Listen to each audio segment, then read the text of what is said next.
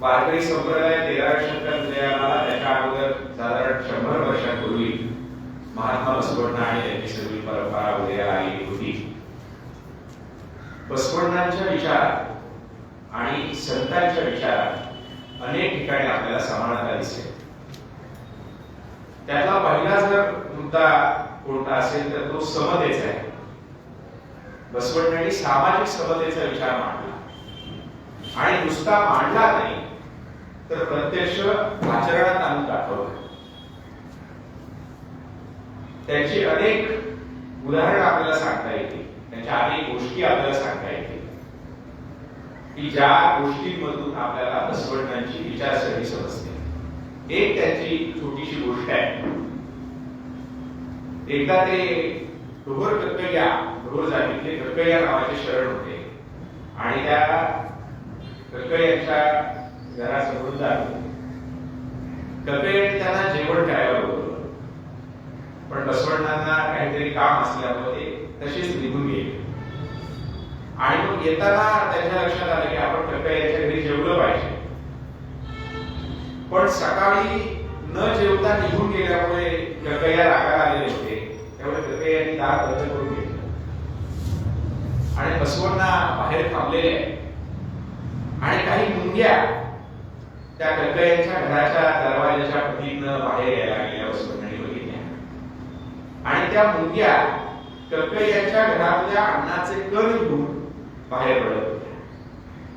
बसवण्णांनी हातामध्ये साखर घेतली, त्या मुंग्यांच्या समोर टाकली. मुंग्यांनी काय केलं असेल, त्यांच्या तोंडातले जे अन्नाचे कण होते ते सोडून दिले आणि त्या साखरेकडे निघाल्या. बसवण्णांनी ते कण घेतले आणि खाल्ले. अशा प्रकारची एक कथा बसवण्णाच्या चरित्रात आपल्याला दिसते. याचं मूळ काय आहे? अगदी अलीकडच्या काळात वरच्या मांडल्या गेलेल्या जातीतले लोक खालच्या मांडल्या गेलेल्या जातीतल्या लोकांच्या घरी जेवत नव्हते, पाणीही पित नव्हते. घरातलं सोडा, पण जी सार्वजनिक विहिरी असतील, सार्वजनिक तलाव असतील, सार्वजनिक नद्या असतील, अशा सार्वजनिक ठिकाणी सुद्धा दलित मानल्या गेलेल्या जातीतल्या व्यक्तींना प्रवेश नव्हता. कारण त्यांनी स्पर्श केला तर आमचं पाणी वाटेल म्हणून त्यांना त्या नदीवर विहिरीवर येऊ दिलं जात नव्हतं. आणि हे अगदी फार अलीकडच्या काळापर्यंत घडत होतं. ते नेहमी एक उदाहरण सांगतो की पंडित शिवनाथ शास्त्री नावाचे शास्त्री होते. त्यांनी त्यांचे एक आत्मचरित्र लिहिलंय. त्या आत्मचरित्रामध्ये अशी नोंद आहे की ते इकडे दक्षिणेकडे आले तेव्हा त्या एका कामती जातीच्या व्यक्तीने तापवलेल्या पाण्याची त्यांनी आंघोळ केली म्हणून त्यांच्यावर बहिष्कार टाकला. पाणी पिले असं म्हणत नाही, फक्त त्या कामती जातीच्या व्यक्तीनं तापवलेल्या पाण्याची त्यांनी काय केली, आंघोळ केली. पण आंघोळ केल्यानंतर सुद्धा त्या ठिकाणी असलेल्या उच्चवर्णीयांनी त्यांच्या जाती बांधवांनी त्यांना बहिष्कृत केलं. त्यांनी तिथलं वास्तव नोंदवून ठेवलंय की लोक एकत्र जेवण तर सोडाच, पण एखाद्या शूद्राची सावली जर आपल्या अन्नावर पडली तर आपलं अन्न विटाळेल म्हणून रेल्वेमध्ये सुद्धा पडदे टाकून उच्चवर्णीय लोक जेवत. ती शूद्राची सावली जरी पडली, त्याची दृष्टी जरी पडली तर आपलं अन्न विटाळतं. अशा प्रकारची त्यांची समजूत होती. हे महाराष्ट्रामध्ये, आपल्या देशामध्ये 19व्या शतकामध्ये घडत होतं. 12व्या शतकामध्ये महात्मा बसवण्णा कक्कय्यांच्या घरातल्या अन्नाचे कण मुंग्यांच्या तोंडातून आलेले ते खाण्याचं धाडस दाखवतात. ही बसवण्णाची कामगिरी. हा बसवण्णाचा सामाजिक समतेचा विचार आहे जो प्रत्यक्ष त्यांनी आचरणात आणून दाखवला. मला वाटतं त्यांनी त्या मुंग्यांना साखर टाकली, मुंग्यांना साखरेची गोडी लावली असेल, पण बसवण्णांनी त्या दलित बहुजनांना प्रेमाची गोडी लावली. या सगळ्यांना त्यांनी प्रेम दिलेलं होतं. म्हणून जो विचार आपल्याला बसवण्णांच्या परंपरेमध्ये दिसतो तोच विचार आपल्याला वारकरी संतांच्या परंपरेमध्ये सुद्धा दिसतो. बसवण्णांच्या सोबत असलेल्या शरणांच्या नावाची यादी जरी बघितली तर आपल्या लक्षात येतं की आजच्या काळामध्ये ज्या जाती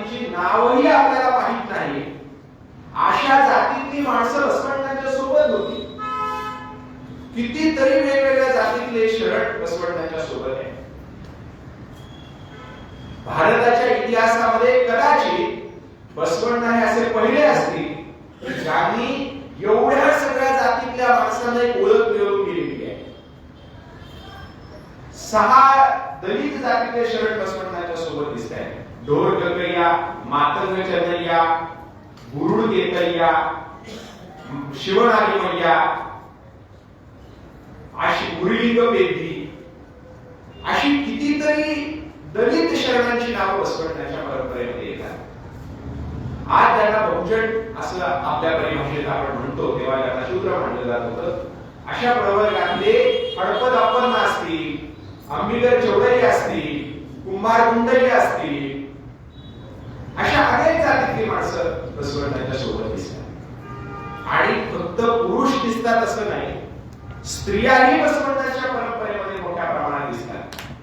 मग त्या अक्कमालेली आहे, काळवे आहे, अनेक स्त्रिया बसवण्याच्या परंपरेमध्ये दिसतात. 70 शरणी बसवण्याच्या काळामध्ये होत्या असे संदर्भ आपल्याला सापडतात.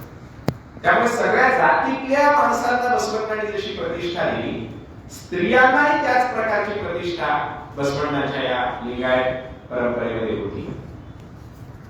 त्यांच्या जीवन चरित्रातल्या अनेक गोष्टी आपल्याला त्यांचा विचार समजून देतात. आणि या गोष्टींमधनं बोध देण्याची एक जी भूमिका आहे आपल्या भारतातल्या सगळ्याच परंपरांमध्ये आढळते, तीच भूमिका आपल्याला बसवण्याच्या परंपरेमध्ये सुद्धा आढळते. एकदा काहीतरी एक वाद झालेला होता आणि बसवण्णा तो वाद मिटवायला गेले. तो दलित वाडा होता, दलितांची वस्ती होती. आणि वाद मिटवून घोड्यावरून जात असताना एका घरातून त्यांना शिवभक्ती करत असलेल्या भजनांच्या गीतांचा आवाज आला आणि बसवण्णा त्या घरासमोर गेले. ते शिवनागी मैयांचं घर होतं.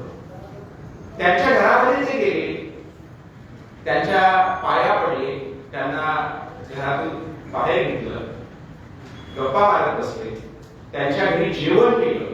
आणि ही गोष्ट जेव्हा काही सनातनी लोकांना कळली, त्या सनातनी लोकांनी जाऊन राजाकडे तक्रार केली की बसवण्णा हे दलिताच्या घरी जाऊन जेवायला लागले, त्यांच्या पाया पडायला लागले, काय करायचं, अशाने आपला धर्म बुडेल अशी म्हणून त्या राजा विजयाने तक्रार केली. आणि मग ते सगळे राजे लोक आणि सगळे धर्मपंडित लोक एकत्र जमलेले आहेत आणि बसवण्णा तिकडं शिवनागमय्याला घेऊन त्यांना घोड्यावर बसवून राजवाड्याकडे आलेले आहेत. आणि असा धर्म बुडवलेला माणूस आता आपल्याकडे यायला लागलेला आहे म्हणून राजवाड्याच्या फार दूरच्या अंतरावर त्यांना उभं केलेलं आहे. कारण ते जर आत आले तर आपला राजवाडा विकाळेल अशा प्रकारची त्यांना भीती आहे. आणि मग ते आत आल्यानंतर बसवण्णांनी त्या शिवनागमय्यांना खाली उतरवलेलं आहे. अशा प्रकारचा प्रसंग आहे, स्वतः खाली उतरवलं. आणि मग पुढची कथा चमत्कारिक आहे, पण त्यातला बोध महत्वाचा आहे की तो राजा विचारतो की दलिताला तुम्ही एवढा सन्मान देताय, अस्पृश्याला एवढा सन्मान देताय, आणि असा जर तुम्ही सन्मान द्यायला लागला तर तुमचा आपला धर्म बुडेल. बसवण्णा म्हणतात की आम्ही शिवभक्तांची जात बघत नाही. मग शिवभक्त काही श्रेष्ठ आहेत का? जसं ब्राह्मणांना टोचल्यावर रक्त येतं तसं शिवभक्तांना टोचल्यावर काही दूध येतं का, असा प्रश्न विचारला. आणि प्रत्यक्ष टोचून बघितलं तर शिवनागमय्यांच्या अंगातून दूध आलं अशा प्रकारची कथेतला चमत्काराचा भाग सोडा. पण एका दलित शरणाच्या घरी जाऊन जेवण करणं 12व्या शतकामध्ये बसवण्णांनी त्यांची बाजू घेणं, त्यांना घोड्यावर बसवून आणणं. आज सुद्धा उत्तर भारतामध्ये लग्नाच्या वरातीमध्ये दलित नवऱ्याला जर घोड्यावर बसवलं तर त्यांची हत्या केली जाते. हे आज घडतंय. 12व्या शतकामध्ये एका दलिताला घोड्यावर बसवण्याचं धाडस बसवण्णांनी केले. अशा प्रकारचे सामाजिक समतेचा विचार आपल्याला बसवण्याच्या सगळ्या परंपरेमध्ये दिसतो. आणि तोच विचार आपल्याला वारकरी संतांच्या सुद्धा चरित्रात दिसतो. नामदेव राय 13व्या शतकातले दलित असलेल्या चोखोबारायांच्या घरी जेवायला गेले. एकनाथ महाराज दलित असलेल्या राणू नावाच्या एका भक्ताच्या घरी जेवायला गेलेले आहे. म्हणजे जे बसवण्णांनी केलं तेच आपल्याला संतांनी केलेलं दिसतं. वारकरी संप्रदायामध्ये जो गोपाळ काळ आहे, त्या गोपाळ काळाचं मूळ काय आहे? गोपाळ काळ म्हणजे सगळ्या जातीच्या लोकांनी एकत्र बसून प्रत्येकाच्या घरनं आणलेलं अन्न एकमेकांमध्ये मिसळणं आणि ते वाटून आनंदाने खाणं हा गोपाळ काळ आहे. या प्रकारचा गोपाळ काळा वारकरी संप्रदायामध्ये रूढ झाला. हा गोपाळ काळा वारकरी संप्रदायामध्ये रूढ होण्याच्या अगोदर बसवण्णांच्या परंपरेमध्ये आपल्याला दिसते. शिवणागबाईंच्या घरचं त्यांचं जेवण असू दे किंवा कक्कैयाच्या घरच्या दाराच्या पटीतनं आलेल्या मुंगीच्या तोंडातला कण खाणं असू द्या, या कथांमधलं काय दिसतं? या कथांमधनं आंतरजातीय सहभोजनाचं समर्थन दिसतं. आणि म्हणून हेच आपल्याला वारकरी संतांच्या परंपरेमध्ये सुद्धा बघायला मिळतं. म्हणून नामदेव चोखोबारांच्या घरी जाऊन जेवतात. मुळात उपासमारीची जरी वेळ आली तरी उच्च जाती आणि खालच्या मांडल्या गेलेल्या जातीच्या व्यक्तीच्या घरी जेवायचं नाही असा नियम आहे. पण तो नियम झुगारून देऊन लाथाडून उपासमारीची वेळ आलेली नसताना सुद्धा हे सगळे लोक जाऊन जेवत आहेत. या मागचं तत्व हे समतेचं तत्व आहे. हे आपल्याला नामदेवरायांच्या चरित्रामध्ये दिसतं, हे आपल्याला एकनाथ महाराजांच्या चरित्रामध्ये दिसतं, जे बसवण्णांच्या आणि सगळ्या शरणांच्या चरित्रामध्ये आपण बघतोय. जसं बसवण्णांच्या सोबत सगळ्या जातीतले शरण आपल्याला दिसतात, तसं नामदेवरायांच्या सोबत सुद्धा सगळ्या जातीतली माणसं आपल्याला दिसतात. नामदेवराय स्वतः शिंपी आहे, त्यांच्यासोबत चोखामेळा दलित आहे, त्यांच्यासोबत सावता महाराज ही माळी आहे, नरहरी सोनार आहे, गोरोबा काका कुंभार आहे, विसोबा खेचर आहे. म्हणजे सगळ्या जातीची माणसं आपल्याला नामदेवरायांच्या सोबत दिसतात. नंतरच्या काळामध्ये तुकोबारांच्या सोबत सुद्धा नावजी माळी, गवारशेठ वाणी, अनगडशाह फकीर, सोनबा ठाकूर हे ठाकर, अशा अनेक जातीतली माणसं आपल्याला तुकोबारांच्या सोबत सुद्धा दिसतात. म्हणजे बसवण्णाच्या परंपरेत जसे अनेक जातीतले शरण होते, त्याचप्रमाणे वारकरी संप्रदायामध्ये नामदेवरायांच्या आणि तुकोबारायांच्या काळामध्ये सगळ्या जातीची माणसं आपल्याला दिसते. आणि एक लक्षात घ्या की संतांनी जसं दलित बहुजनांना सन्मानाचं स्थान दिलं, तसंच त्यांच्या परंपरेमध्ये ब्राह्मणांना शिरकाव नव्हता असं नाही. जर समतावादी ब्राह्मण असेल तर त्याला सुद्धा या परंपरेने सन्मानाचं स्थान देण्याची भूमिका घेतलेली. जसं महात्मा फुलेंनी म्हटलं, ख्रिस्त मोहम्मद मांग ब्राह्मणाशी धरावे पोटाशी बंधुपरी. बसवण्णाच्या परंपरेमध्ये सुद्धा एक मधुवरस नावाचे ब्राह्मण होते. त्यांची गोष्ट सुद्धा रंजक आहे की एका चर्मकार हरळ या त्यांच्या घरासमोर बसवण्ण जात होते आणि त्यांनी नमस्कार केला बसवण्णांना. नमस्कार केल्यानंतर त्या काळामध्ये अशी पद्धत होती की दलितांनी वरच्या जातीतल्या लोकांना नमस्कार करायचा, पण वरच्या जातीतल्या लोकांनी खालच्या जातीतल्या लोकांना नमस्कार करायचा नाही, प्रतिनमस्कार करायचा नाही. इव्हन आपल्या महाराष्ट्रामध्ये तर असे नियम होते की ब्राह्मण एकमेकांना भेटले तर ते नमस्कार म्हणायचे, बहुजन एकमेकांना भेटले तर रामराम म्हणायचे, आणि दलित माणूस इतरांना भेटला तर जोहार म्हणायचे. त्या नमस्काराच्या नावाची सुद्धा एक सक्ती आणि एक बंधन जातवार पद्धतीने निश्चित केलेलं होतं. पण 12व्या शतकामध्ये बसवण्णांनी जेव्हा हरळेंनी त्यांना नमस्कार केला, तेव्हा बसवण्णांनी त्यांना प्रतिनमस्कार केला, शरणू शरणार्थी. काय वाटलं असेल, काय भावना असेल हरळेंची की आजवर आपल्याला कुणीही प्रतिनमस्कार केला नाही, पण या राज्याचा प्रधानमंत्री आपल्याला प्रतिनमस्कार करतो, शरणू शरणार्थी म्हणतोय. घोड्यावरून खाली उतरून शरणू शरणार्थी म्हणून नमस्कार केला. बसवण्ण निघून गेले. काय हरळेंना आनंद झाला, काय सुख वाटलं. शेकडो वर्ष, पिढ्यानपिढ्या, वर्षानुवर्ष असा माणुसकीचा शब्द पुढे उच्चारलेला नव्हता. अशा जातीतल्या लोकांना बसवण्णांनी शरणू शरणार्थी म्हटलं. दोन शब्द प्रेमाचे किती ताकदीचे असतात बघा. त्या हरळेला एवढा आनंद झाला की कथा अशी आहे की हरळे आणि त्यांच्या पत्नींनी मांडीचं कातडं काढून त्याचे जोडे केले आणि ते जोडे बसवण्णांना भेट द्यायला निघाले. बसवण्णांना ते जोडे त्याने अर्पण केले. आपल्याकडे असं म्हटलं जातं की कातडीचे जोडे करून घातले तरी सुद्धा उपकार भेटणार नाही. आपण ते प्रतिकात्मक अर्थाने म्हणतो. हरवळ्यांना एवढा आनंद झाला, आपल्या भारतातली समाज व्यवस्था किती क्रूर होती की 2 शब्द फक्त बसवण्णांनी उच्चारले तर हरवळ्यांना एवढा आनंद झाला, तेवढा आनंद सुद्धा आपण कोणाला देत नव्हतो. त्यांनी ते कांदळ्याचे जोडे जेव्हा बसवण्णांना दिले तेव्हा बसवण्णांनी स्वीकारले नाही. कशा ते पायात घातले नाही. आताचे महाराज लोक असते तर पायात घातले असते आणि गावभर मिरवले असते, परंतु बसवण्णांनी ते जोडे घेतले आणि ते जोडे स्वतःच्या डोक्यावर ठेवून त्यांनी जगाला दाखवले आणि मग ते हरवळ्यांना दिले आणि हे जोडे घेऊन हरवळे निघाले आणि जाताना वाटेत मधुवारस त्यांना भेटली. यांना अहंकार होता, उच्चवर्णीय होते. ते म्हणजे कुठे गेला होता? बसवण्णांकडे गेलो. कशाला? त्यांनी आम्हाला शरणू शरणार्थी म्हटलं. एवढं प्रेम आम्हाला कोणी दिलं नव्हतं, एवढं प्रेम बसवण्णांनी आम्हाला दिलं, म्हणून आमच्या कादरीचे जोडे करून आम्ही बसवण्णांना द्यायला गेलो. मग बसवण्णांनी घेतले का नाही? त्यांनी सांगितलं तुमचे जोडे मला नकोत, म्हणून कपाळाला ते जोडे लावले, डोक्यावर घेतले आणि आम्हाला परत मागायला गेले.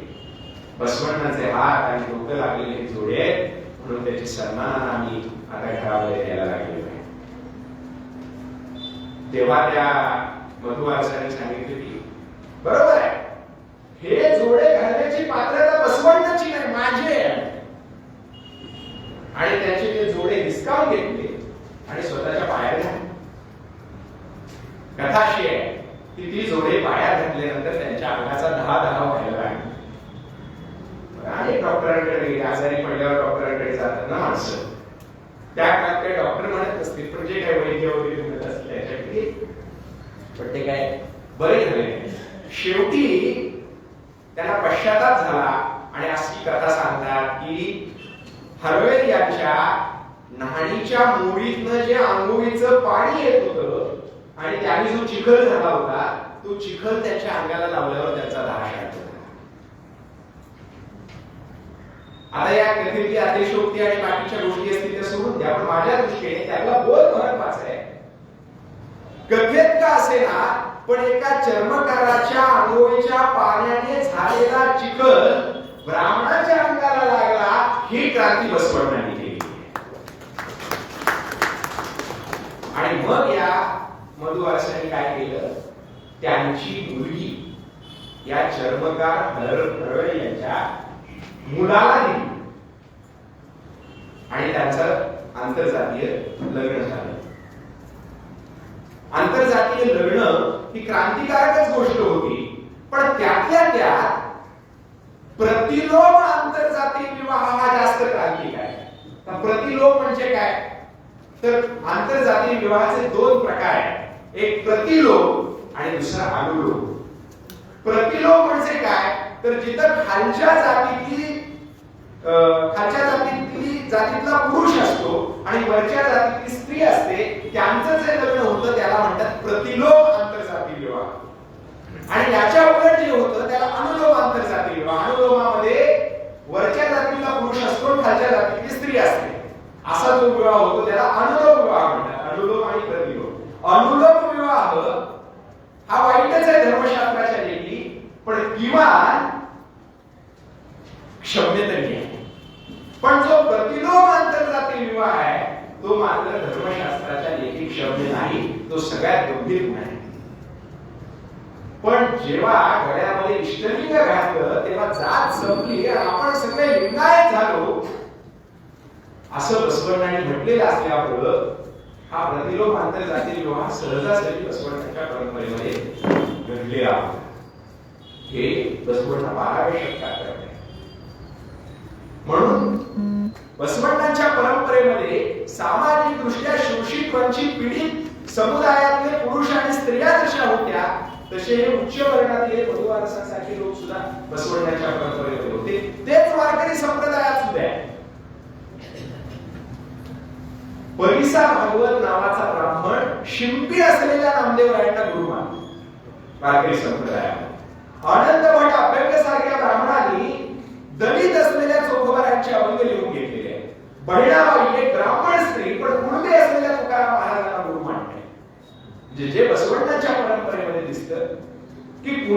दुस्वास नाही, सगळ्या जाती धर्मातल्या स्त्री पुरुषांना सोबत घेऊन जाण्याचा जो विचार आपल्याला बसवण्णांच्या परंपरेमध्ये दिसतो, तोच आपल्याला वारकरी संतांच्या परंपरेमध्ये सुद्धा दिसतो. मग त्या आंतरजातीय सहभोजन असेल, वंचित घटकातल्या लोकांचा सहभाग असेल, स्त्रियांचा सहभाग असेल, या दृष्टीने हे साम्य आपल्याला बसवण्णाच्या परंपरेमध्ये आणि वारकरी संप्रदायामध्ये दिसते. तसंच आणखी एक साम्य आहे की बसवण्णांच्या परंपरेतले सगळे शरण हे संसारिक आहे. स्वतः बसवण्ण संसारिक आहे. लग्न वगैरे करून बायका पोरांसोबत छानपैकी संसार करणारी ही परंपरा आहे. वारकरी संप्रदायातले संत सुद्धा सगळे संसारिक आहे. आणि खरं सांगू का, ज्ञानेश्वर माऊलींनी म्हटलंय की मुळात संसाराचा त्याग वगैरे काही घडतच नसतो. जे जवळी संगू आहे प्रकृतीचा, तवरी त्यागू न आहे कर्माचा, करू म्हणते ते याचा आग्रह होईल. जे त्याग करतो म्हणतात त्याचा आग्रह फक्त होतो. कारण ह्या संसारामध्ये जन्माला आल्यानंतर तुम्हाला त्याग घडू शकत नाही. एक उदाहरण म्हणून ते कीर्तनकार असल्यावर नेहमी सांगतो. काय झालं होतं, एक जण संन्यास घ्यायला निघाला. संन्यास घ्यायला निघाला आपला हे संसार करून परमार्थ होत नसतो, आपण संन्यास घेऊन परमार्थ केला पाहिजे. सगळं घर दार वगैरे सगळं सोडून दिलं आणि फक्त 2 लंगोट सोबत घेतले. एक घालायला, दुसरं बदलायला. दुसऱ्या दिवशी आंघोळ केल्यानंतर 2 लंगोट घेऊन एका लांबच्या डोंगरामध्ये गेला, तपश्चर्या केली संन्यास. आणि गेल्यानंतर काही 5-6 दिवस गेले असतील. एक लंगोट घालायचा, एक वायर ठेवायचा आणि तपश्चर्या करायचा, चिंतन करायचं, काही असेल. एक दिवशी लंगोट बदलायला गेला, बघितलं तर ते लंगोट उंदरात उतरलं. आता लंगोट उंदरात उतरल्यावर हा घाबरला. आता काय करायचं? आणि मित्राकडे गेला. मित्राला म्हटलं, आतापर्यंत बरं चाललं होतं, पण माझं एक लंगोट आहे ते उंदरानं उतरलं, काय करू? मित्र हुशार होता. मित्राने सांगितलं, उंदराला कोण खाताय? बरोबर उत्तर दिलं त्याला, उदार 11 रुपये. उदारच आहे तर 11च आहे. काय खाते? माझं उत्तर चुकले आहे, बोका खातो. बोका खातो, एक बोका पाय. हा म्हणला बरोबर. घरी आलाय बोका पायला. बोक्याने 2-3 दिवसात सगळे उंदर खाल्ले. आता 4-5 दिवसांनी तो बोका ओरडायला लागला. याच्या तपश्चर्येत ते यायला लागला. हा परत गेला. परत मित्राला म्हणला, हे लोकांपेक्षा एकाच भेट करतात आणि उंदर परवडली म्हणला. पण आता हे बोका लागल्या ओरडायला काय करू? काय नाही म्हटले. आता बोका काय पितो? दूध पितो. मग दूध कसं करायचं? दुधासाठी शेळी आणायची म्हटले. मग दुधासाठी शेळी आणली. शेळीने 2-4 दिवस अवतीभोवतीचं गवत वगैरे खाल्लं कसं? आता शेळीला काय करायचं? शेळी 4 दिवसांनी ओरडायला. परत मित्राकडे गेला. मित्र म्हणला, शेळी करता काही वैरण वगैरे लागते, वैरणी करता शेत लागतं. आता एवढं सगळं झाल्यावर ते सांभाळण्या करता बायको लागते. संन्यास घडणं शक्य आहे का? म्हणून ज्ञानेश्वर माऊलींनी सांगितलं, जवळी संगू घडे प्रकृतीचा, तवरी त्यागू न घडे कर्माचा, करो म्हणती ते याचा आग्रहोची गुरे. त्यामुळं संसाराचा त्याग घडत नाही. ज्ञानेश्वर माऊली असं म्हटले, घरदार ओकटे त्यजू म्हणशी तरी शरीरा एवढे जाड. घरदार त्यागू शकाल पण शरीर त्यागू शकताय, आणि शरीर आहे म्हटल्यावर भावना आहे. त्यामुळे तुम्ही त्याचा त्याग करू शकत नाही. त्यापेक्षा त्याचा विधीपूर्वक भोग घ्या. संसार काय आपण जोडून या धन उत्तम व्यवहार आणि धन जोडतो. हेच बसवण्णाच्या परंपरेमध्ये सुद्धा दिसतं. बसवण्णांनी काय सांगितलं? कायक महत्वाचं हे सांगितलं. मी ज्या सोलापुरातून आलो त्या सोलापूरच्या सिद्धरामय्यांच्या वर एक नेहमी वचन लिहिलेलं असतं, काय कवे कैलास. कायक हाच तुमचा कैलास. रोजच्या जगण्यातलं जे कर्म आहे, मग ते कोणतंही असो, ते कर्म हाच तुमचा कैलास आहे. त्याला इंग्रजीमध्ये वर्क इज वर्शिप असं म्हटलं जातं. काम ही पूजा आहे. हेच बसवण्णांनी सांगितलं. बसवण्णाच्या परंपरेतले सगळे शरण हे त्यांचा दररोजचा कार्य करणारे. मग ते हरगळ्या आहेत, चंदनिया आहेत, गरगरिया आहेत, चौडरिया आहेत, सगळे जातीतले लोक त्याचा व्यवसाय करून त्याचं काम करून कुठल्या प्रकारचं संन्यास वगैरे काही न घेता रोजचं कार्य करणार आहे. हे जसं बसवण्णाच्या शरण परंपरेमध्ये तसं वारकरी संतांच्या परंपरेमध्ये आहे. वारकरी संत संसारिक आहे.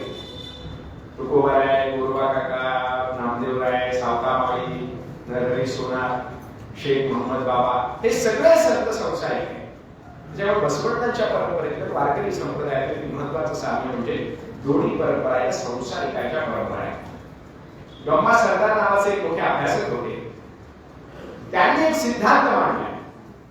जेव्हा 12व्या शतकामध्ये बसवण्णांचा आणि त्यांच्या शरण परंपरेचा उदय झाला त्या काळामध्ये कर्नाटकामध्ये जैन धर्माचं प्राबल्य मोठं होतं आणि त्याच काळामध्ये महाराष्ट्रामध्ये महानुभावांची परंपरा होती. जैनांच्या आणि महानुभावांच्या परंपरेमध्ये काही प्रमाणात साम्य आहे. अर्थात या चारही परंपरेत काही महत्वाचे साम्यस्थळ आहेत, पण जैन परंपरेमध्ये टोकाचं अहिंसा पालन, शरीराला यातना देणं या सगळ्या गोष्टी आहेत. ब्रह्मचर्याचं महत्व मोठ्या प्रमाणात जैन परंपरेमध्ये आहे. काही प्रमाणात अशाच गोष्टी महानुभाव परंपरेमध्ये आहेत. त्यामुळं जैनांच्या तुलनेने कर्नाटकामध्ये लिंगायतांचा प्रसार अधिक झालेला आहे आणि महाराष्ट्रामध्ये वारकऱ्यांचा प्रसार अधिक झालेला आहे. हे कशामुळे घडलं तर हे दोन्ही सामान्य संसारिकांना आचरण करण्यासाठी सोप्या असलेल्या परंपरा आहे, सोपे असलेले धर्म आहे, सोपे असलेले संप्रदाय आहे. त्याच्यामध्ये फार काही किचकट अवघड अशा प्रकारचं कर्मकांड नाहीये. दोन्ही परंपरेतलं आणखी एक साम्य म्हणजे दोन्ही परंपरांनी धर्मग्रंथाची चिकित्सा केलेली आहे. ती मार्क्सचं वाक्य नेहमी सांगितलं जातं की सगळ्या चिकित्साची सुरुवात ही धर्माच्या चिकित्सेने होते. तसं मी पण एक नेहमी वाक्य सांगतो, सगळ्या चिकित्साची सुरुवात धर्माच्या चिकित्सेने होते आणि धर्माच्या चिकित्सेची सुरुवात धर्मग्रंथाच्या चिकित्सेने होते. धर्मग्रंथाची चिकित्सा बसवण्ण आणि धर्मग्रंथाची चिकित्सा केली. वारकरी संतांनी धर्मग्रंथाची चिकित्सा केली. आपले धर्मग्रंथ आधी कुठले होते तर वेद होते, पण वेदाचा अधिकार सगळ्यांना नव्हता. ज्ञानेश्वर माऊली म्हणतात, वेदू संपन्न होय ठाई परी कृपणू ऐसा आणू नाही, जो लागला काळी तिही वर्णांच्याची. वेद ज्ञानाने संपन्न आहे पण वृत्तीने कंजूष आहे. कारण तो फक्त 3 वर्णातल्या पुरुषांच्या काळी लागतो. काय माणसं पैशाने श्रीमंत असतात पण वृत्तीने कशी असतात, कंजूष असतात. इकडे तसं कोणी नाही. पैशाने श्रीमंत पण वृत्तीने कंजूष. तुम्हाला उदाहरण सांगतो, कीर्तनकार असल्यामुळे गोष्टी सांगायची सवय आहे ना. तर काय झाले, दोघ जण नवरा बायको आणि बऱ्याच वेळा नवरा बायकोचा स्वभाव काय एकमेकाशी जुळत नाही. बायको जर समंजस स्वभावाची असेल तर नवरा भांडखोर असतो. नवरा जर समंजस स्वभावाचा असेल तर बायको भांडखोर असते. दोघेही समंजस असतील तर काही प्रश्न नाही आणि दोघेही भांडखोर असतील तर देतात. तसं त्या दोघांना नवरा बायकोचा स्वभाव जुळला होता. दोघेही अत्यंत कंजूष होते. आणि एक दिवशी आज जो नवरा होता त्याचं गावापासून 4-5 किलोमीटर अंतरावर शेत होतं. रात्र पाणी असल्यामुळं, लाईट रात्री असल्यामुळे तो शेतात तिकडं पाणी द्यायला गेला. आणि शेताला पाणी द्यायला तुमच्याकडे काय म्हणतात, शेताला जे पाणी देतात त्याला काय म्हणतात, दार धरण. आमच्याकडे पण दार धरण म्हणतात, पण काही ठिकाणी पाणी पाजणं असं पण म्हणतात. प्रदेश बदलला की भाषा बदलते, प्रदेश बदलला की प्रथा बदलते. आमच्या गावाकडे माणसं मेल्यावर जाते, तुमच्याकडे मेल्यावर जाते. तर तो दार धरायला गेला 4-5 किलोमीटर अंतरावरच्या शेतात.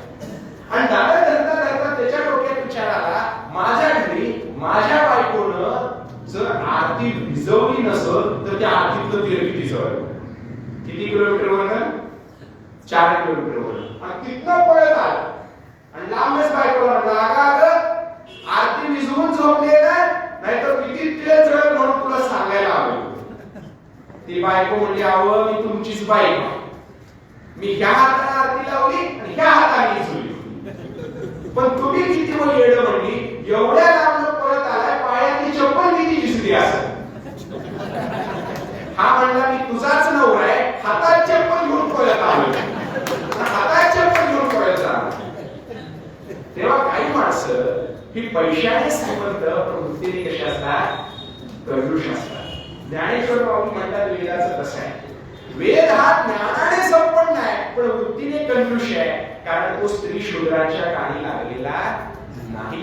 वेद बहु कृपण झाला, तिन्ही वर्णाचे कान लागला, स्त्री शूद्राशी अबोला, धरुणी केला त्यागी.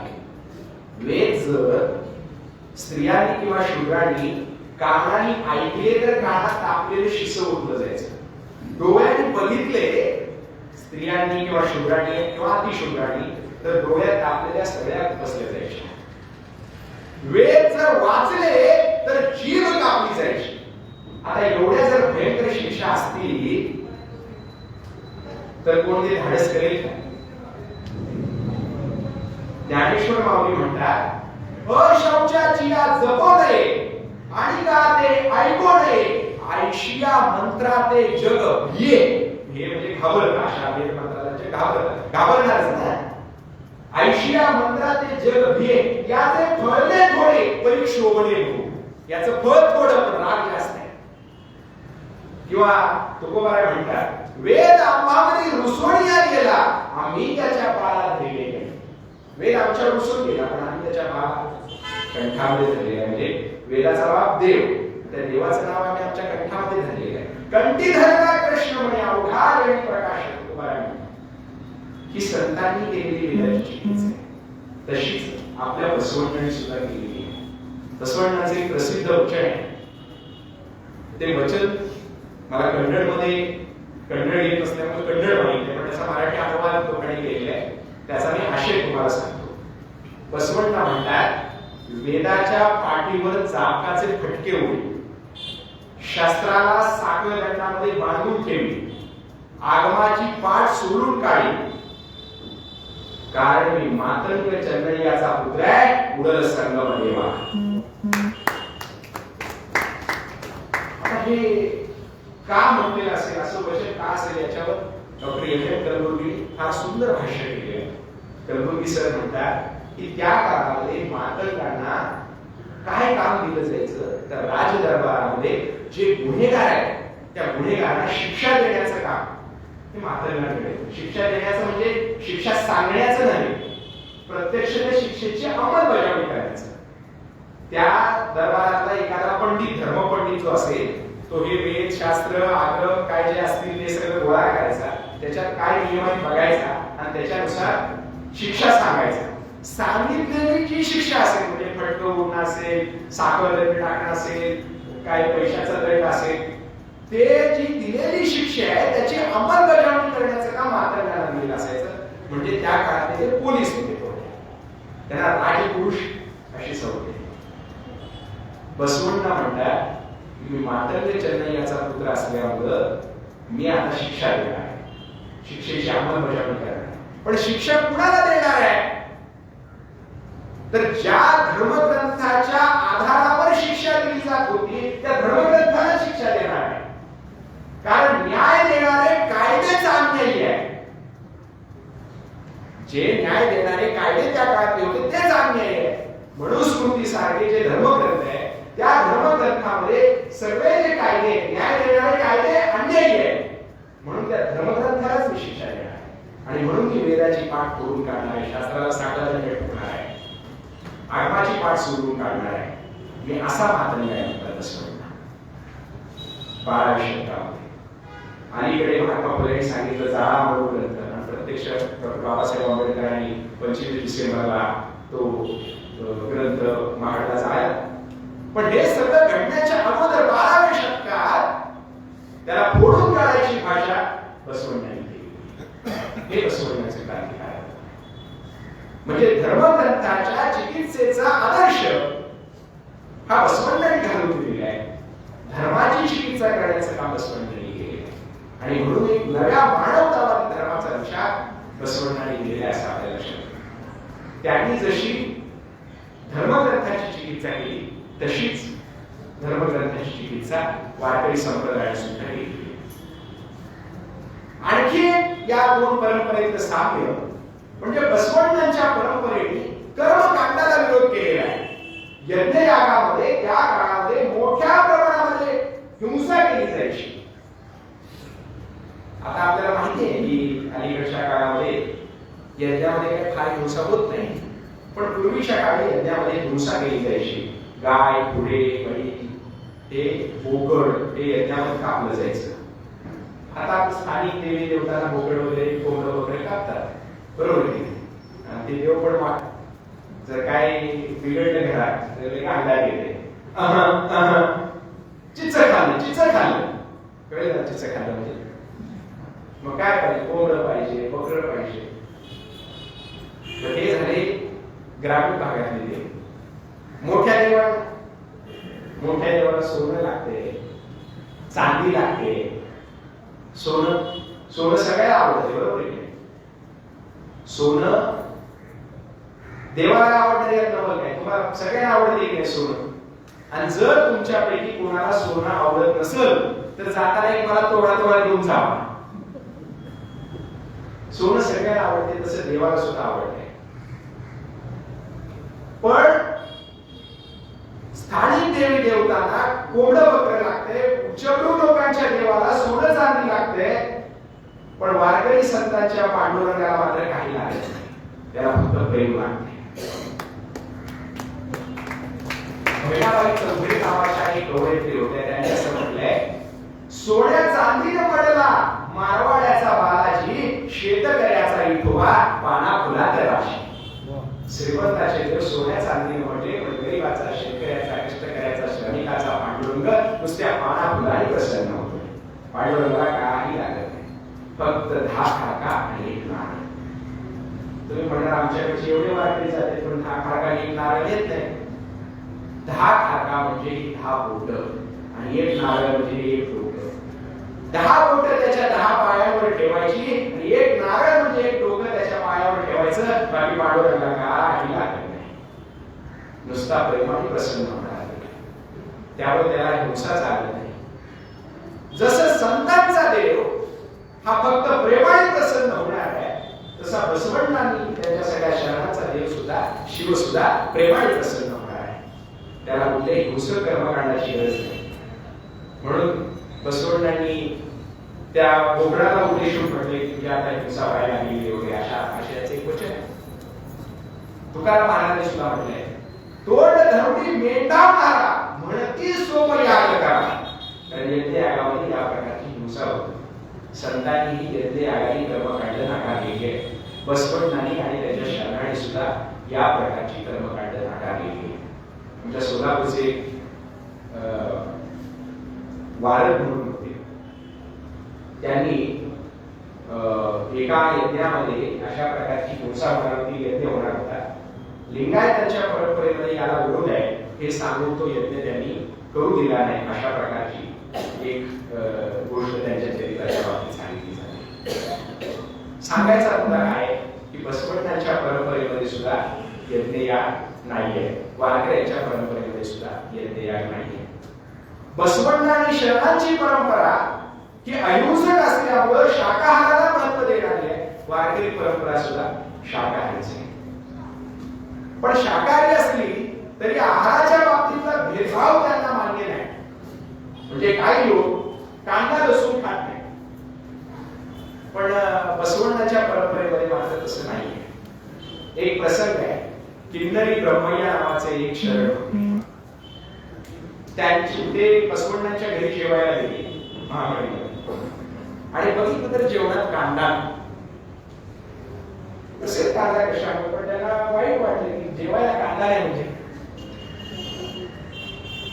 ते रागाने बसवण्णाच्या बाबतीत अशी कथा सांगितली जाते की बसवण्णांनी कांद्याची विरोध काढली आणि त्यांच्या घरी गेले.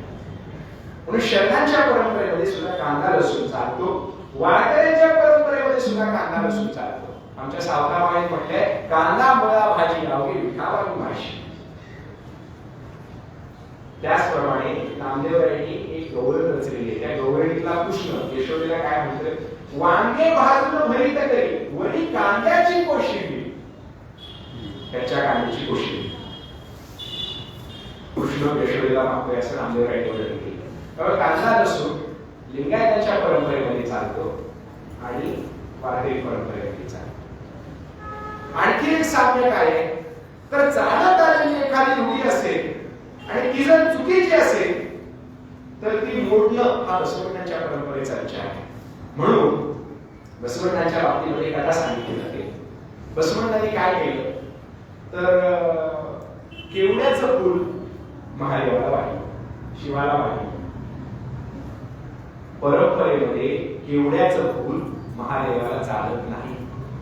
आता जरी तुम्ही मोबाईलवर सर्च केलं केवड्याचं फूल महादेवाला का चालत नाही, केवड्याचं फूल शिवाला का चालत नाही, तर अनेक तुम्हाला लिंक येतील आणि त्याच्यामध्ये एक कथा सांगितलेली आहे की ते फूल केवड्याचं ब्रह्मदेवासाठी शंकराला खोटं बोलतो म्हणून ते शंकराला चालत नाही अशी काय.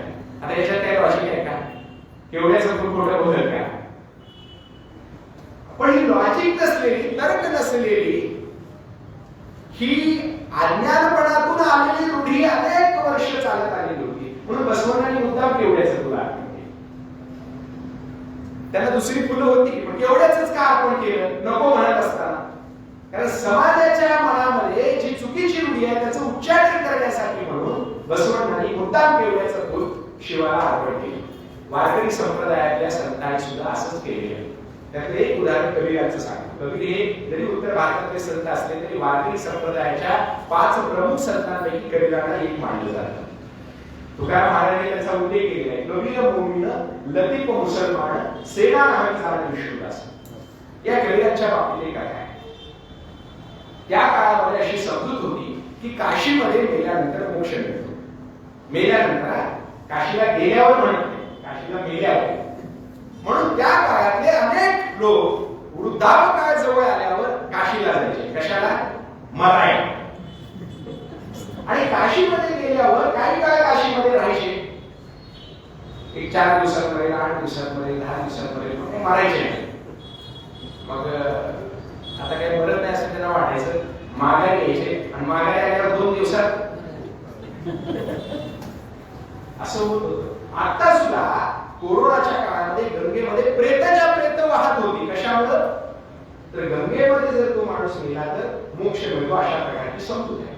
ज्ञानेश्वर माऊलींनी म्हटलेले आहे मोक्ष देऊन उदार काशी होय किर परी वेचावे लागे शरीर ती एक गाव. काशीमध्ये मोक्ष मिळतो पण मेल्यावर. आणि तिकडच पलीकडे मगहर नावाचं ठिकाण आहे. मगहर, या मगहर मध्ये जर गेला तर मात्र पुढचा जन्म गाढवाचा मिळतो. 4 पायाच्या गाढवाचा. 2 पायाच्या कोणाला मिळतो? कळलं ना? 2 पायाचा गाढव. तर 4 पायाच्या गाढवाचा जन्म जर मगहरला मृत्यू झाला तर अशा प्रकारची समजूत होते. म्हणून कबीरांनी काय केलं तर कबीरांनी मुद्दाम त्यांचा जन्म काशीतला, बालपण काशीतला, उमेदीचा काळ काशीतला, पण शेवटच्या काळात मुद्दाम ते मगहरला गेले. लोक काशीला जातात पण ते मुद्दाम मगहरला गेले आणि मगहरला जाऊन गेले. तुकडोजी महाराज नावाचे राष्ट्रसंत होते. त्यांनी एक रामलीला नावाचं पुस्तक लिहिलेलं आहे. त्याच्यामध्ये ते वर्णन करतात काशीवासी फक्त कबीर समाधीस गाव निवडती मगहर लोक जास म्हणतील नरकलवार तीच उद्धार होईचा. कारण कबीरांनी देह ठेवला म्हणजे ती भूमी पावडच. पिढ्यानपिढ्या लोकांची अशी समजूत होती की मगहरला देह ठेवलं नरकातला जावं लागतं. ती लोकांची समजूत चुकीची ठरवण्याकरता मुद्दाम कबीरांनी जाऊन तिथे देह ठेवला. बसवण्णांनी सुद्धा मुद्दाम केवड्याचं फूल शिवाला अर्पण केलं. म्हणजे एखादी लोकमनातली समजूत चुकीची असेल तर ती नष्ट करण्याकरता स्वतःहून कृती करणं आणि त्याचे जे काय त्याच्यामुळे लोकांचा क्षोभ होणारच नाही तो अंगावर घेण्याची हिंमत असणं हे बसवण्णाच्या परंपरेमध्ये सुद्धा दिसतंय आणि वारकरी संप्रदायाच्या परंपरेमध्ये सुद्धा आपल्याला दिसतंय. तर हे जे त्या बसवण्णाच्या परंपरेतला विचार आणि वारकरी संतांच्या परंपरेतला विचार आपल्याला त्यातलं समानता दिसतात. त्या कशामुळे झाल्या असतील असं जर आपण विचार केला तर आपल्या लक्षात येईल की दोन्ही परंपरा एकमेकांच्या शेजारी आहेत. एक कर्नाटकात आहे, एक महाराष्ट्रात आहे. आणि महाराष्ट्राचा जो आताचा भाग आहे तिथे लिंगायत समाजाची संख्या आज सुद्धा मोठी आहे. एक म्हणजे लातूर आहे, नांदेड आहे, इकडं आमचं सोलापूर आहे, कोल्हापूर आहे, सांगली आहे. हा जो सगळा पट्टा आहे कर्नाटकच्या आणि तेलंगणाच्या सीमेला लागून असलेला हा सगळा पट्टा लिंगायत बहुम्य आहे. आणि याच पट्ट्यामध्ये मंगळवेढा, पंढरपूर हे येतं. या मंगळवेढ्यामध्ये बसवण्णा काही काळ वास्तव्याला होती. विजयाची तिथं राजधानी असल्यामुळे काही काळ नंतर ते कल्याणला गेले. तर त्यामुळे ते तिथं राहिलेले होते, त्यांचं वास्तव्य होतं. 100 वर्षापूर्वी संपूर्ण भारताला प्रभावित करणारा एक माणूस ज्या शहरामध्ये ज्या गावामध्ये राहिलेला असेल त्या गावात 100 वर्षानंतर जन्माला आलेल्या संतांना त्यांच्याविषयी काहीच माहिती नसेल असं घडू शकत नाही. त्यामुळे बसवण्णांच्या परंपरेविषयी, शरणांविषयी संतांना माहित होतं आणि त्याचा प्रभाव आपल्याला वारकरी संप्रदायावर म्हणून दिसतो.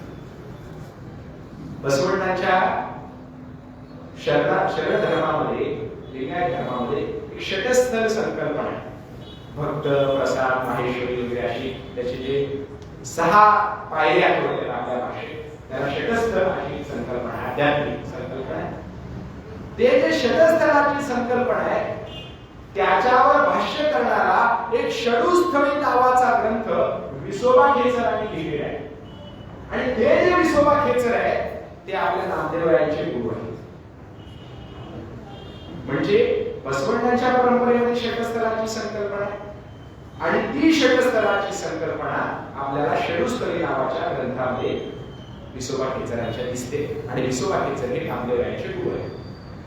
दुसरं एक कारण काय आहे, दोन्ही धर्मांचा जो मातृ संप्रदाय आहे तो नाथ संप्रदाय. दोघांना नाथ संप्रदायाचा परिचय आहे. नाथ परंपरा ही बसवण्णाच्या आणि वारकरी संप्रदायाच्या अगोदरची परंपरा होती. नाथ संप्रदाय सुद्धा याच विचारसरणीचा होता. नाथ संप्रदायामध्ये काय काय महत्वाचं मानलेलं आहे. राजीव ढेरे नावाचे मोठे संशोधक होते, त्यांनी संशोधन केले. आचार्य प्रसाद द्विवेदी नावाचे संशोधक होते, त्यांनी नाथ संप्रदायाचं संशोधन केलेलं आहे. आणि त्यांनी सांगितलेलं आहे की नाथ संप्रदायाने स्त्री शूद्रांची बाजू घेतलेली आहे. नाथ संप्रदायाने हिंदू मुस्लिम ऐक्याचा पुरस्कार केलेला आहे. नाथ संप्रदायामध्ये देहालाच देवालय मानण्याची संकल्पना आहे. मगाशी जे आपल्याला प्रस्तावनेमध्ये सांगितलं गेलं की बसवण्णांनी देह हेच देवालय सांगितलेलं आहे. आणि त्याचा एक मला वाटतं वचन सुद्धा आहे की पाय हे त्याचे खांब आहे, डोकं हे त्याचा कळस आहे, हे देह हेच एक मंदिर आहे. ही जी काही देह देवालय मानण्याची संकल्पना आहे ती आपल्याला सिद्ध परंपरेतून नाथ संप्रदायात आलेली दिसते. त्यामुळे देह हे देवालय, वेद प्रामाण्याला नकार हे नाथ संप्रदायामध्ये आपल्याला दिसतं. स्त्री शूद्राचा कैवा, लोक भाषेचा पुरस्कार हे आणखी एक साम्य आहे बसवण्णांच्या परंपरेतल्या वारकरी संप्रदायामध्ये की बसवण्णाने मुद्दाम लोक भाषेमध्ये सगळी कन्नड वचने लिहिली, कन्नड भाषेचं काय लिहिलेलं आहे.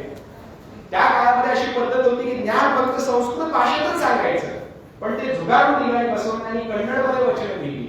एक कन्नडमध्ये बसवण्णाच्या परंपरेतले एक वचन काय, त्यांनी सांगितलंय की संस्कृत म्हणजे एक पक्षाला दाणे टाकून जे जाळं लावलं जातं तसं हे जाळं आहे म्हणजे संस्कृत भाषामध्ये. संस्कृत भाषेतलं ज्ञान संस्कृत भाषेत येतं. म्हणून त्यांनी कन्नड नावाच्या लोक भाषेचा पुरस्कार केला आणि कन्नडमध्ये वचने लिहिली. ज्ञानेश्वर माऊली, एकनाथ महाराज आणि सगळ्या संतांनी मराठी भाषेमध्ये अभंग लिहिले, लोक भाषेचा पुरस्कार केलेला आहे. नाथ संप्रदायाने सुद्धा लोक भाषेचा पुरस्कार केलेला होता. म्हणून लोक भाषेचा पुरस्कार हे त्यांच्यातलं साम्य. नाथ संप्रदायाने लोक भाषेचा पुरस्कार केला, स्त्री शूद्रांचा कैवा घेतला, देहालाच देवालय मांडलं, वेद प्रामाण्याला नकार दिला. अशी जी काय योग ही त्यांची साधना होती, अशी जी काय नाथ संप्रदायाची वैशिष्ट्ये आहेत त्यातलं फक्त एक वैशिष्ट्य आपल्याला लिंगायत परंपरेमध्ये दिसत नाही. ते म्हणजे नाथ संप्रदायामध्ये ब्रह्मचर्याला महत्व आहे. लिंगायतांनी ते नाकारलेले आहे आणि महाराष्ट्रामध्ये वारकऱ्यांनी ते नाकारलेले आहे. दोघांनी नाथ संप्रदायातलं ब्रह्मचर्य नाकारलं, बाकी सगळ्या गोष्टी नाथ संप्रदायातल्या बसवण्णांनी स्वीकारलेले, वारकऱ्यांनी स्वीकारलेले. म्हणून वारकरी संप्रदायातले विसोबा खेचर असतील, चांगदेव असतील, ज्ञानेश्वर माऊली असतील, निवृत्तीनाथ असतील, सोपान काका असतील, गोरोबा काका असतील, या सगळ्या संतांवर नाथ संप्रदायाचा प्रभाव आहे. किंबहुना निळोबारायांनी म्हटलेले आहे नाथ संप्रदायाची थोरी हीच ज्ञानेश्वरी. आणि हा जो नाथ संप्रदाय आहे, याच नाथ संप्रदायातले अनेक लोक बसवण्णांच्या परंपरेतही गेलेले आहेत. मग त्याच्यात आल्लम प्रभू आहेत, आमच्या सोलापूरचे सिद्धरामय्या आहे, अशी अनेक नाथ संप्रदायातली माणसं बसवण्णांच्या परंपरेमध्ये आलेली आहेत. आणि या नाथ संप्रदायाचं, सिद्ध संप्रदायाचं, बौद्ध जैनांचं एक केंद्र होतं श्रीशैलम पर्वत नावाचं. मध्य काळामध्ये श्रीशैलमचा जो पर्वत आहे आंध्र प्रदेशाला, या आंध्र प्रदेशातल्या श्रीशैलम पर्वतावर हे सगळे लोक जमत होते, असे संदर्भ आहेत. त्याच श्रीशैलम पर्वतावरती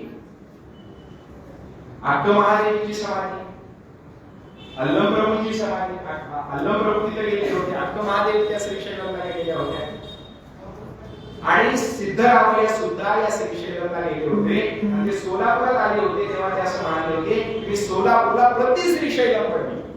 आणि या श्रीशैलमला शरद पाटील नावाचे एक अभ्यासक आहेत, त्यांनी असं म्हटलंय की श्रीशैलम पर्वत म्हणजे सगळ्या भारतातल्या समतावादी पंथांचं अखिल भारतीय पातळीवरचं केंद्रीय पीक आहे.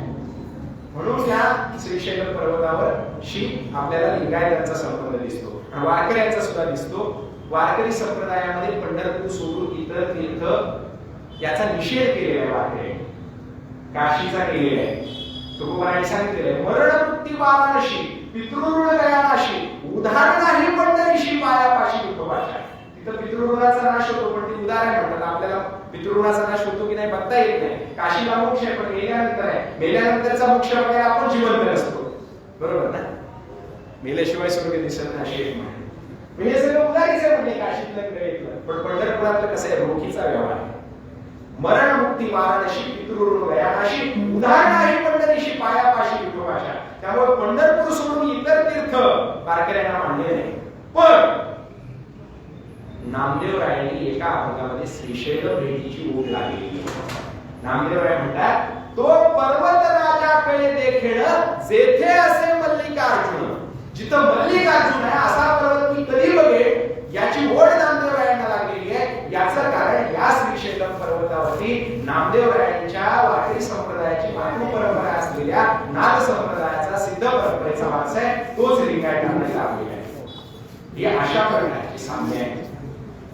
आता जवळपास मला एक तासभर बोलायला सांगितलेलं होतं, तासभर होत आले आहे. शेवटची गोष्ट सांगणार आहे, थांबणार आहे.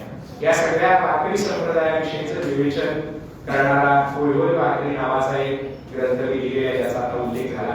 तो खाली विक्री करता उपलब्ध आहे, ज्यांना हवा असेल त्यांनी तो घ्यावा. तर हे सांगतो, विनंती करतो, आवाहन करतो. आणि एक शेवटची छोटी गोष्ट सांगून थांबतो. आपल्याला असं वाटतं, आणि काही अभ्यासकांनी म्हटलेलं आहे, की बसवंतांनी जानवं घालायला नकार दिला. त्याची मुंज होणार होती तेव्हा जानवं घालायला नकार दिला. काही चरित्रकारांनी असं लिहिलं आहे की बसवंतांनी जानवं घातलं, पण 16व्या वर्षी त्यांनी ते काढून फेकून दिलं. म्हणजे काय का असेल, यातून एवढंच दिसतं की बसवंतांनी जानवं नाकारलं. आणि ज्ञानेश्वर माऊली आणि त्यांची भावंड पैठणला कशा करता गेली, तर जानव्याचा अधिकार मागण्याकरता. कारण त्यांना जातीनं बहिष्कृत केलेलं होतं, जानव्याचा अधिकार मागण्याकरता गेली. तर तुम्ही जर या दोन्ही परंपरेमध्ये साम्य असं म्हणता, तर मग ज्ञानेश्वर माऊली पैठणला जानव्याचा अधिकार मागायला गेले आणि बसवंतांनी जानवं फेकून दिलं, हे कसं काय विरोधाभासी? पण हे वरकरी जरी विरोधाभासी वाटत असलं तरी त्याचं मूळ आपण समजून घेतलं पाहिजे. त्याचं मूळ असं आहे की ज्यांना अधिकार आहे त्यांनी तो नाकारणं ही क्रांती आहे, आणि ज्यांना तो अधिकार नाही त्यांनी त्याची मागणी करणं ही सुद्धा क्रांती आहे. शाहू महाराजांनी वेदमंत्राचा अधिकार मागितला. ज्यांना आहे त्यांनी सांगितलं वेद कोर आहे, वेदामध्ये काही नाहीये. पण नसलेल्या लोकांनी तो अधिकार मागणं ही सामाजिक क्रांती आहे. महाडच्या 14 तळ्यावर पाणी पिल्यानंतर बाबासाहेब असं म्हणाले होते, हे पाणी पिलं म्हणजे काय आम्ही अमर झालो अशातला भाग नाही.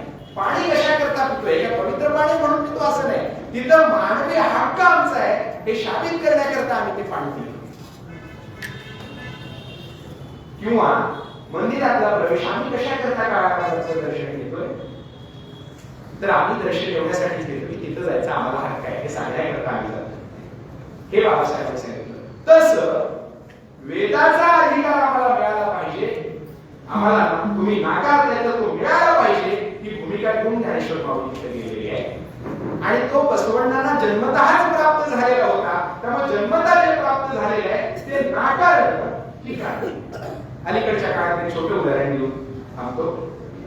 आर्य समाज जो इकडे लातूरमध्ये त्याचा मोठा प्रभाव आपल्याला दिसतो, त्याची एक भूमिका ही सामाजिक समतेची होती, महर्षी दयानंद सरस्वतीची. आणि वेदाचा अधिकार सगळ्यांना मिळाला पाहिजे असं त्यांनी सांगितलं. त्यांनी सगळ्यांना अनुभव घ्यायचा अधिकार असं पण सांगितलं. त्या दयानंदांची मिरवणूक काढायला पुण्यातल्या सनातनी लोकांनी विरोध केला आणि महात्मा फुलेंनी त्या मिरवणुकीला संरक्षण दिलं. फुले वेद नाकारणारे होते, पण महर्षी दयानंद सरस्वती जरी वेद प्रामाण्य मानणारे असले तरी ते समतावादी आहेत आणि वेदाचा अधिकार सगळ्यांना आहे असं म्हणणारे आहेत. म्हणून फुलेंनी त्यांना पाठिंबा दिलेला होता. महर्षी दयानंद सरस्वती सगळ्यांना वेदाचा अधिकार आहे असं म्हणून सगळ्यांना जाणवं घालायचा अधिकार आहे असं म्हटल्यामुळं त्यांना विरोध झाला. आणि तेच काम ज्यांना जाणण्याचा अधिकार आहे अशाने जाणवं काढून टाकलं पाहिजे, हे जयप्रकाश नारायण किंवा विनोबा भावे अशा लोकांनी सांगितलं. सांगण्याचा मुद्दा काय आहे, ज्यांना अधिकार आहे त्यांनी तो नाकारणं आणि ज्यांना नाही त्यांनी तो आमचा हक्क आहे म्हणून त्याच्यासाठी लढा उभा करणं, त्या दोन्ही एकच गोष्टी आहे. म्हणून बसवण्णांनी जाणवं नाकारलं आणि त्याची मागणी करण्याकरता ज्ञानादेव पैठणच्या धर्मपीठावर उभे राहिले. त्या दोन्हीमध्ये मला तरी विसंगतता वाटत नाही. ते एकमेकाशी वर्गणी विसंगत वाटत असलं तरी त्याच्यामध्ये काहीतरी सुसंगती आहे. या दोन परंपरा या महाराष्ट्राच्या मातीमध्ये सोपीला महानुभावांची परंपरा सुद्धा हाच विचार मांडणारी आहे, सामाजिक समतेचा विचार मांडणारीच आहे. चक्रधर स्वामींनी सुद्धा ते लाडू, मातंगाच्या हातचा लाडू ब्राह्मणांना खायला घातला होता. गोविंद प्रभू त्यांच्या अगोदरचे त्यांनी तेल्याच्या घरी जाऊन भाकर खाल्ली, मातंगाच्या घरी पाणी पिलं, दलिताच्या घरी जाऊन उतरून त्याच्यातले खाऊचे पदार्थ खाल्लेले, अशा प्रकारच्या गोष्टी इकडं महानुभावाच्या परंपरेमध्ये सुद्धा आढळतात. म्हणून हा कर्नाटक जवळचा लिंगायत त्यांचा सगळा भाग, इकडे विदर्भ मराठवाडा आणि काही प्रमाणात उत्तर महाराष्ट्रातील महानुभावांची परंपरा, हे संपूर्ण महाराष्ट्रातील वारकऱ्यांची परंपरा, या ज्या काही लिंगायत महानुभाव आणि वारकरी अशा ज्या तीन परंपरा आहेत त्याच्यामध्ये आंतरिक संगती आहे. या 150 ते 200 वर्षांच्या काळात या परंपरांनी मोठा प्रभाव निर्माण केला आणि तो विचार पुढे नेण्याचा प्रयत्न केला. म्हणून महाराष्ट्रातल्या तीन परंपरा रुजलेल्या असल्यामुळं महाराष्ट्रामध्ये समाज सुधारकांची परंपरा मोठ्या प्रमाणात झालेली आहे. भारतातल्या कुठल्याही राज्याला महाराष्ट्रा एवढे समाज सुधारक लाभलेले नाही. लोकहितवादी गोपाळ देशमुख, न्यायमूर्ती महादेव गोविंद रानडे, महात्मा ज्योतिबा फुले, राजर्षी शाहू महाराज, डॉक्टर बाबासाहेब आंबेडकर, कर्मवीर भाऊराव पाटील, प्रबोधनकार ठाकरे, गाडगे बाबा, ही जी काही सगळी मोठी परंपरा आपल्या महाराष्ट्राला लाभली, एवढी समाज सुधारकांची परंपरा महाराष्ट्राला लाभण्याचं कारण हे सगळे समाज सुधारक जगभर यांच्या अगोदर इथे वारकरी संतांचा, लिंगायतांचा, महानुभावांचा मोठा प्रभाव या महाराष्ट्रामध्ये राहिलेला आहे. या बसवण्णाच्या आणि वारकरी संतांच्या विचारातलं साम्य सांगण्याची संधी, सेवा करण्याची संधी आपल्या कॉलेजने दिली. महात्मा बसवेश्वरांच्या नावाने कॉलेज आहे, तिथं बसवण्णांच्या नावाने व्याख्यानमाला आहे, तिथं बसवण्णांविषयी बोलताना फार आनंद होतोय. समोर आदरणीय सोमनाथ रोडे सरांसारखी मंडळी आहे, आपण सगळे जाणार. बेडगे सर हे गेल्या काही दिवसांपासून आत्मीयतेने सगळं नियोजन करतायत, बोलतायत फोनवर आणि त्यांची जी धावपळ तळमळ दिसतीये ती सगळी वाखाणण्यासारखी आहे. आपण अत्यंत सुंदर पद्धतीने या व्याख्यानाचं नियोजन केलं, त्याबद्दल आपल्या सगळ्यांचे आभार मानतो. थांबतो. शरण पंगत चुकली तर एक वेळचं जेवण चुकतं, पंगत चुकली तर एक वेळचं जेवण चुकते, पण संगत चुकली की आयुष्याची दिशा चुकते. यासाठी योग्य माणसं सोबत असण्याची गरज असते.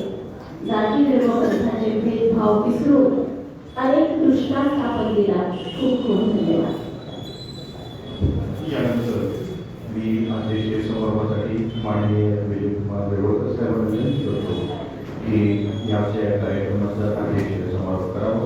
माननीय विजय कुमार बेळवकर. महात्मा बसवेश्वर व्याख्यानाला दुसरं म्हणजे पुष्प आहे. त्या आपल्याला लाभलेले ज्ञानेश्वर बंडगर सर यांनी 12व्या शतकातील महात्मा बसवेश्वर आणि संत महाराजांची संत परंपरा यातील सविस्तर असं मार्गदर्शन आपल्याला केलेलं आहे.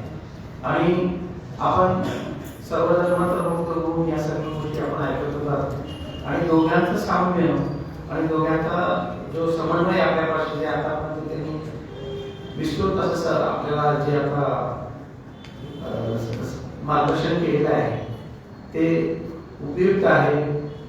असेच आज आम्हाला आपण जे भरपूर वेळ दिला त्याबद्दल आपलेही आम्ही मनापासून आमच्या संस्थेतर्फे आणि कॉलेजतर्फे आपलं मी आभार मानतो.